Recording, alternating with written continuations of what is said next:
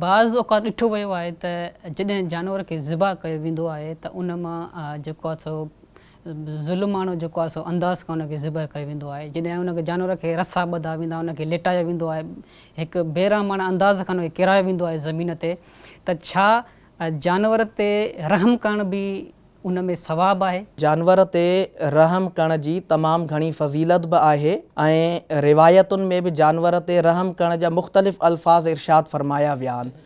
मां इन ज़िमन में हिकिड़ो वाक़ियो बयानु कंदुसि। तमामु वॾा हिकु आलिम इमाम मोहम्मद बिन मोहम्मद ग़ज़ाली रहमतुल्लाह अलैह जॾहिं पाण जो इंतकाल थी वियो, कंहिं शख़्स इमाम ग़ज़ाली रहमतुल्लाह अलैह खां ख्वाब में पुछो तव्हां सां अल्लाह पाक छा मामिलो फ़रमायो? पाण फ़रमायो त अल्लाह पाक मुंहिंजी बख़्शिश करे छॾी। उन शख़्स अर्ज़ु कयो, अव्हां जी बख़्शिश कहिड़े तरीक़े सां थी?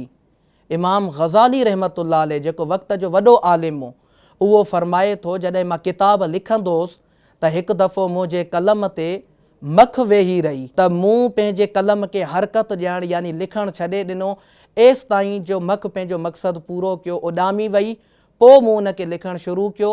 इन अमल जे करे मुंहिंजी बख़्शिश थी वई। मुंहिंजा भाइरो ॾिसो, जॾहिं हिकु मख जेको अगरि ईज़ा ॾिए त उनखे हटाइण जी बि इजाज़त आहे, मख जे बारे में जॾहिं असांजा आलिम सॻोरा एतिरो रहम कंदा त हीअ त क़ुर्बानी जो हलाल जानवर आहे जेको अल्लाह जी बारगाह में क़ुर्बान थो थिए, इन ते कीअं न रहम कबो। सो असांजे जॾहिं क़ुर्बानी थींदी आहे असां वटि तमामु घणियूं बेहतियातियूं थींदियूं आहिनि।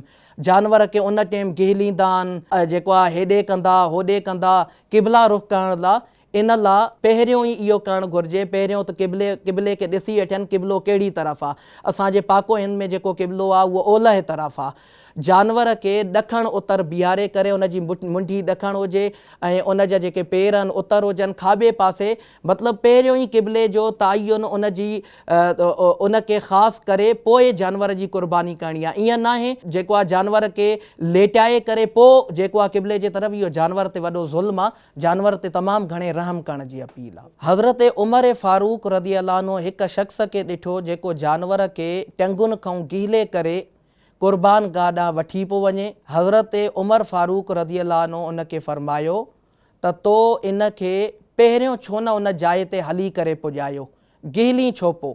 मफ़हूम तो अर्ज़ु कयां।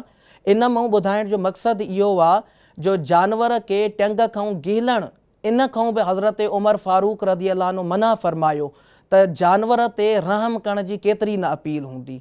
सो जानवर ते रहम करणु घुरिजे। सिंधी सोशल मीडिया पेज खे लाइक कयो, फॉलो कयो ऐं शेयर कयो।